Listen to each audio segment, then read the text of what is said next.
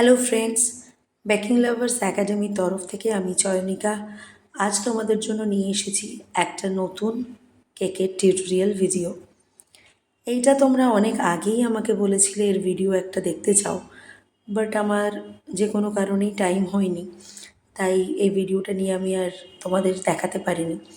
কেমন লাগছে আমাদের কাজগুলো বা ভিডিওগুলো, আরও কী কী ভিডিও তোমরা দেখতে চাও বা কী কী টিপস জানতে চাও, অবশ্যই কিন্তু আমাদের কমেন্টস করে জানাবে।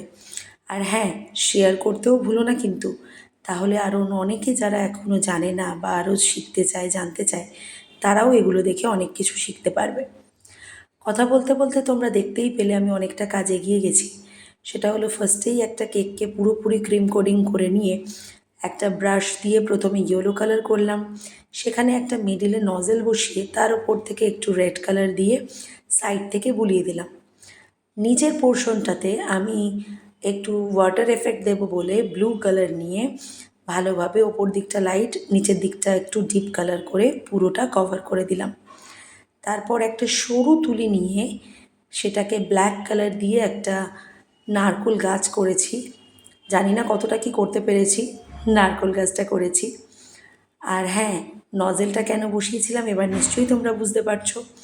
নজেলটা বসিয়ে রেখেছিলাম একটা সূর্য এফেক্ট দেবো বলে, যাতে সূর্যটা প্রপার থাকে, কোনো অন্য কালার মিশে না যায়, সেই কারণে ওখানে নজেলটাকে বসিয়ে রেখেছিলাম।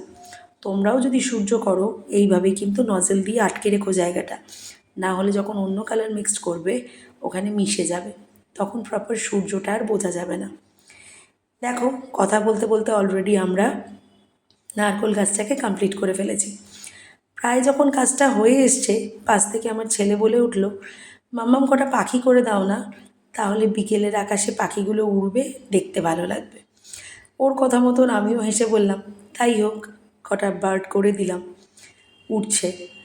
তারপর দেখলাম একটু ফাঁকা ফাঁকা লাগছে, একটা মোটা ব্রাশ দিয়ে গ্রিন কালার দিয়ে মিডলটা একটু দূরের গাছপালা বোঝাবার জন্য একটু গ্রিন কালার করে দিলাম। তারপরে পুরো কেকের বাইরের আউটসাইডটা ওয়ালটাকে কভার করে দিয়ে সরু তুলি দিয়ে যে রেড কালারটা লাগিয়েছিলাম সেইটাকে ভালোভাবে প্রপার করে লাগিয়ে দিলাম, তার কারণ সানটা বোঝাবার জন্য।